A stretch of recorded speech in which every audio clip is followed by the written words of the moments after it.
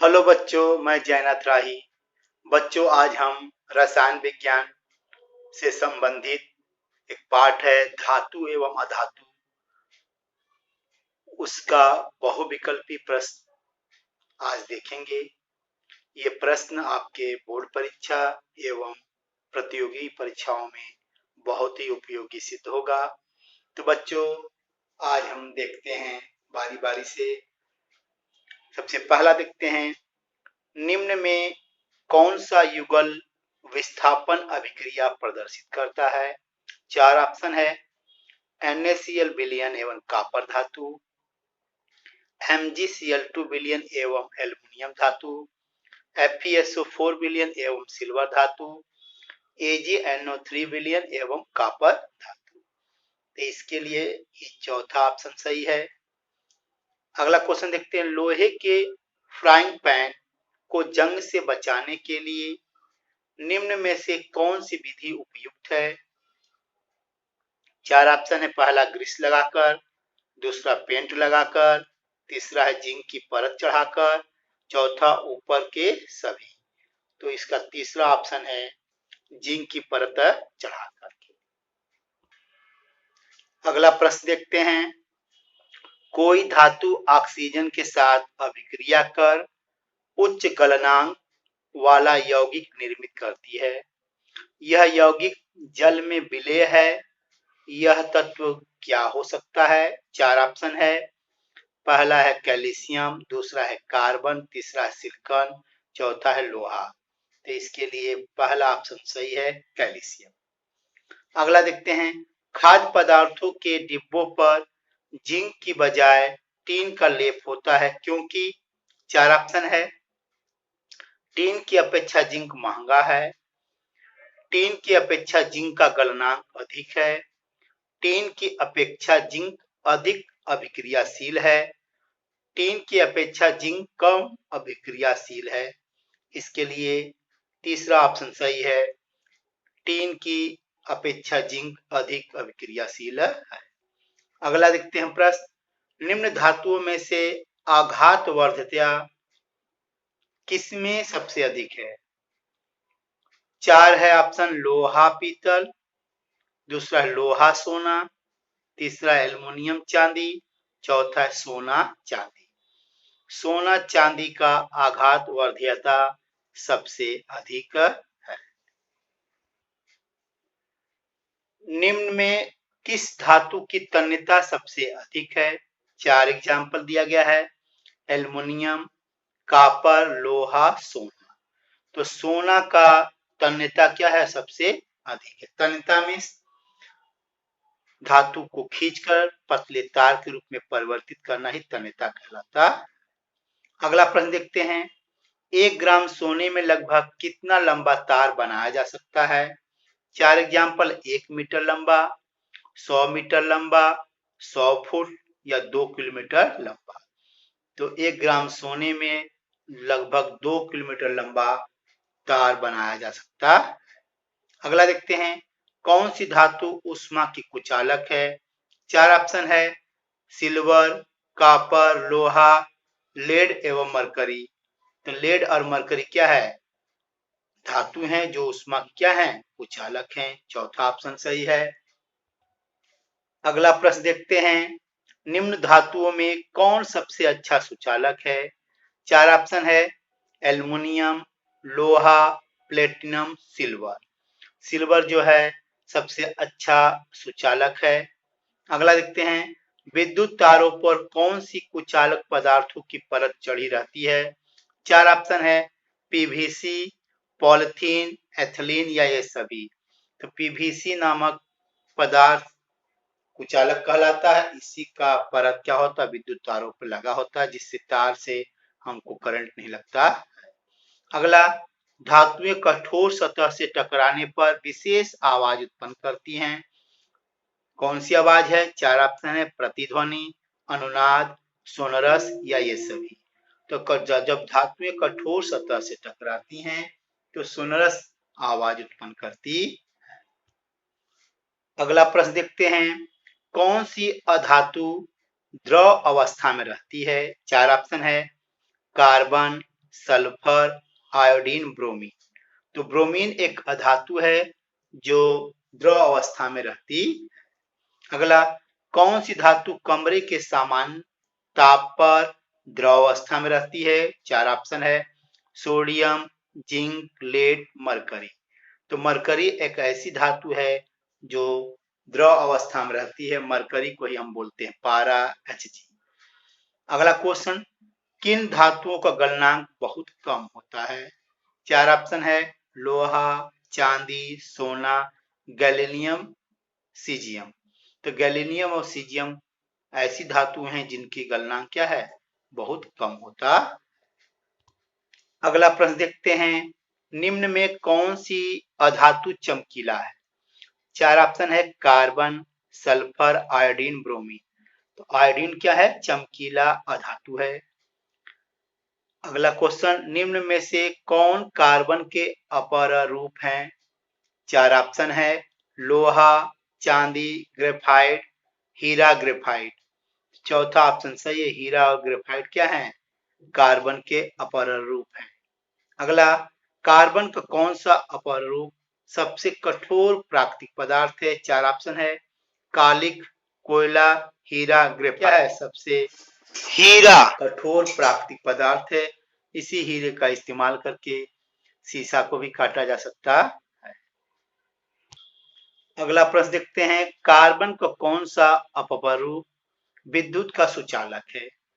4 option है, कोयला, कालिक, हीरा, ग्रेफाइट। तो ग्रेफाइट जो है वह क्या है? विद्युत का सुचालक है। चौथा ऑप्शन सही है। अगला देखते हैं, निम्न में किस अधातु का उपयोग पेंसिल की लीड बनाने में किया जाता है? हम जब पेंसिल लिखते हैं तो काले रंग का जो पेंसिल दिखाता है वो किस चीज का बना होता है? 4 ऑप्शन है, कार्बन, कोयला, कालिक या ग्रेफाइट। तो वह पेंसिल की जो लीड होती है ग्रेफाइट की बनी होती है। चौथा ऑप्शन सही है। अगला देखते हैं, निम्न में किन क्षारीय धातुओं को चाकू से काटा जा सकता है? 4 ऑप्शन है, एल्युमिनियम, दूसरा ऑप्शन है सोना चांदी, तीसरा है सोना सोडियम, चौथा है लिथियम सोडियम पोटेशियम। तो लिथियम सोडियम पोटेशियम को हम चाकू से भी काट सकते हैं, ये क्षारीय धातुएं हैं। अगला प्रश्न देखते हैं, निम्न में किस धातु का घनत्व एवं गलनांक कम होता है? 4 ऑप्शन है, सोना चांदी, दूसरा लोहा प्लेटिनम, तीसरा एल्युमिनियम कॉपर, चौथा सोडियम पोटेशियम। तो सोडियम पोटेशियम ऐसी धातु हैं जिनका घनत्व एवं गलनांक कम होता है। अगला क्वेश्चन, एल्युमिनियम ऑक्साइड एवं जिंक ऑक्साइड जिसे हम धातु ऑक्साइड बोलते हैं किस प्रकार का व्यवहार प्रदर्शित करती हैं? 4 ऑप्शन है, ये अम्लीय व्यवहार प्रदर्शित करती हैं, क्षारकीय या उभयधर्मी या इनमें से कोई नहीं। ये उभयधर्मी व्यवहार प्रदर्शित करती हैं, अर्थात अम्लीय भी और क्षारकीय भी। अगला क्वेश्चन, कौन सी धातु ऑक्साइड जल में घुलकर क्षार प्रदान करते हैं? चार ऑप्शन है, सोडियम ऑक्साइड, पोटेशियम ऑक्साइड, दोनों या इनमें से कोई नहीं। तो दोनों लोग क्या हैं? सोडियम ऑक्साइड, पोटेशियम ऑक्साइड जल में घुलकर क्षार प्रदान करते। अगला प्रश्न, निम्न में कौन सी धातुएं खुले में रखने पर आग पकड़ लेती हैं अर्थात अधिक अभिक्रियाशील होती हैं? 4 ऑप्शन है, पहला है लोहा चांदी, दूसरा है सोना प्लेटिनम, तीसरा है एल्युमिनियम, चौथा है सोडियम पोटेशियम। चौथा ऑप्शन सही है, खुले में रखने पर सोडियम पोटेशियम आग पकड़ लेती। अगला, सोडियम पोटेशियम को सुरक्षित रखने तथा आकस्मिक आग पकड़ने से रोकने के लिए हम इन्हें किस द्रव में डुबो कर रखते हैं? 4 ऑप्शन है, नारियल के तेल में, सरसों के तेल में, केरोसिन के तेल में या जल में। तो हम लोग सोडियम पोटेशियम को सुरक्षित रखने के लिए केरोसिन अर्थात मिट्टी के तेल में डुबो कर रखते। अगला question, magnesium, aluminium, zinc, lead धातुओं की सतह पर ऑक्साइड की परत चढ़ जाती है। यह इन धातुओं को किससे सुरक्षा प्रदान करती है? अपचयन से या अपघटन से या ऑक्सीकरण से या इनमें से कोई नहीं। तो इसके लिए तीसरा ऑप्शन सही है, ऑक्सीकरण। अगला प्रश्न देखते हैं, कौन सी धातुएं अधिक ताप पर भी ऑक्सीजन के साथ अभिक्रिया नहीं करती, अर्थात बहुत कम अभिक्रियाशील होती हैं। 4 ऑप्शन लोहा कॉपर, दूसरा जिंक एल्युमिनियम, सोना चांदी या इनमें से कोई नहीं। तो सोना चांदी बहुत कम अभिक्रियाशील होती है, तीसरा ऑप्शन सही है। एल्युमिनियम पर मोटी ऑक्साइड की परत बनाने की संक्षारण की जो विधि है क्या कहलाती है? 4 ऑप्शन है एनोडीकरण, दूसरा अपघटन, तीसरा है दोनों, चौथा इनमें से कोई नहीं। तो पहला जो ऑप्शन है एनोडीकरण इस प्रश्न के लिए सही उत्तर है। अगला प्रश्न देखते हैं, एनोडीकरण के लिए एल्युमिनियम की एक वस्तु को एनोड बनाकर किस तनु अम्ल में विद्युत अपघटन किया जाता है? तो 4 ऑप्शन एस्टिक अम्ल, सिट्रिक अम्ल, सल्फ्यूरिक अम्ल या इनमें से कोई नहीं। तो यहाँ पे तनु अम्ल के रूप में एनोडीकरण के समय सल्फ्यूरिक अम्ल का उपयोग करते हैं, तीसरा ऑप्शन सही है।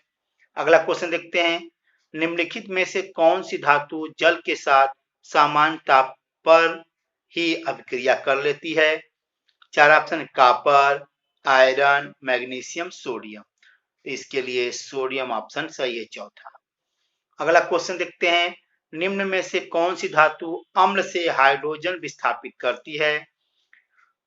तो कौन है? 4 ऑप्शन जिंक, कॉपर, एजी, एचजी। तो जिंक क्या है? इसके लिए सही ऑप्शन है। अगला क्वेश्चन, निम्न में से कौन सी धातु ठंडे जल से हाइड्रोजन गैस निकालती है? 4 ऑप्शन है तांबा, सोना, पोटेशियम, एल्युमिनियम। तो इसके लिए पोटेशियम है। अगला, निम्न में से कौन सी धातु अम्ल से हाइड्रोजन विस्थापित नहीं करती? 4 ऑप्शन है Fe, Zn, Cu, Mg। इसके लिए ऑप्शन है कॉपर, Cu। अगला, कौन सी धातु गर्म जल से अभिक्रिया कर जल में तैरना प्रारंभ कर देती है? 4 ऑप्शन है सोडियम, पोटेशियम, लोहा, मैग्नीशियम। इसके लिए ऑप्शन सही है मैग्नीशियम, चौथा। अगला देखते हैं प्रश्न, कौन सी धातुएं जल के साथ बिल्कुल अभिक्रिया नहीं करती? 4 ऑप्शन है कॉपर, चांदी, सोना या ये सभी। तो इसके लिए ये चौथा ऑप्शन सही है। अगला क्वेश्चन देखते हैं, एक्वा रेजिया एक अम्ल राज है जिसमें सांद्र HCl एवं सांद्र HNO3 क्रमशः अनुपात कितना होता है? तो उसमें 4 ऑप्शन है 3:2, 3:4, 3:1 और 1:3। तो एक्वारेजिया में जो सांद्र HCl क्या होता है? 3 भाग होता है, जबकि सांद्र HNO3 1 भाग होता है, अर्थात 3:1। क्वेश्चन सही है। अगला क्वेश्चन देखते हैं, कॉपर को वायु की उपस्थिति में जलाने पर किस रंग का कॉपर ऑक्साइड बनता है? 4 ऑप्शन है हरे रंग का, नीला रंग, लाल रंग, काले रंग। तो यहाँ इसके लिए आंसर है काले रंग का परत या काले रंग का कॉपर ऑक्साइड बनता। अगला क्वेश्चन देखते हैं, सक्रियता श्रेणी में धातुओं की क्रियाशीलता को किस क्रम में व्यवस्थित किया गया है? 4 ऑप्शन है आरोही क्रम, दूसरा है अवरोही क्रम या दोनों या इनमें से कोई नहीं। तो सक्रियता श्रेणी में धातुओं की क्रियाशीलता को अवरोही क्रम में रखा गया है। अगला देखते हैं प्रश्न, सक्रियता श्रेणी में क्रमशः सबसे अधिक अभिक्रियाशील धातु एवं सबसे कम अभिक्रियाशील धातु कौन कौन सा है? तो यहाँ ऑप्शन 4 है NaAg, दूसरा है CaHg, तीसरा है पोटेशियम Au, इनमें से कोई नहीं। तो ये तीसरा ऑप्शन आपका सही है। अगला देखते हैं प्रश्न, पृथ्वी की भूपटल में प्राकृतिक रूप से पाए जाने वाले तत्व या यौगिक को क्या कहते हैं? 4 ऑप्शन है अयस्क, खनिज, धातु या इनमें से कोई नहीं। तो इसके लिए दूसरा ऑप्शन सही है खनिज। पृथ्वी से खनित अयस्कों में मिट्टी, रेत आदि जैसी कई अशुद्धियां पाई जाती हैं, जिसे क्या कहते हैं? 4 ऑप्शन है मैल, गैंग, धातु या इनमें से कोई नहीं। तो ये दूसरा ऑप्शन सही है गैंग। सिनाबार किसका अयस्क है? 4 ऑप्शन है लोहा, तांबा, एल्युमिनियम, मरकरी या पारा। तो सिनाबार मरकरी या पारा का क्या है? अयस्क है। अगला देखते हैं प्रश्न, सल्फाइड अयस्क को वायु की उपस्थिति में अधिक ताप पर गर्म करके ऑक्साइड में परिवर्तित करना क्या कहलाता है? चार ऑप्शन है अयस्क, दूसरा है भर्जन, तीसरा है निस्तापन या इनमें से कोई नहीं। तो सल्फाइड अयस्क को वायु की उपस्थिति में अधिक ताप पर गर्म करके ऑक्साइड में परिवर्तित करना भर्जन कहलाता। अगला क्वेश्चन, कार्बोनेट अयस्क को सीमित वायु में अधिक ताप पर गर्म करके ऑक्साइड में परिवर्तित करना क्या कहलाता है? चार ऑप्शन है निस्तापन, भर्जन, दोनों या इनमें से कोई नहीं। तो इसके लिए ऑप्शन है निस्तापन। अगला प्रश्न देखते हैं, Fe2O3 के साथ एल्युमिनियम की अभिक्रिया का उपयोग रेल की पटरी एवं मशीनी पुर्जों की दरारों को जोड़ने की अभिक्रिया क्या कहलाती है? चार ऑप्शन है एनोडीकरण, दूसरा यशद लेपन, तीसरा है थर्मिट अभिक्रिया, चौथा इनमें से सभी। तो इसके लिए तीसरा ऑप्शन सही है, थर्मिट अभिक्रिया। अगला क्वेश्चन देखते हैं, निम्न में किस धातु का परिष्करण विद्युत अपघटन द्वारा किया जाता है? चार ऑप्शन है लोहा, तांबा, गोल्ड सोना, इनमें से कोई नहीं। तो गोल्ड सोना का धातु का परिष्करण विद्युत अपघटन द्वारा होता। अगला, विद्युत अपघटनी परिष्करण के समय अविलेय अशुद्धियां एनोड तली पर निक्षेपित हो जाती हैं, जिसे क्या कहते हैं? गैंग, एनोड पंख, मैल या इनमें से कोई नहीं।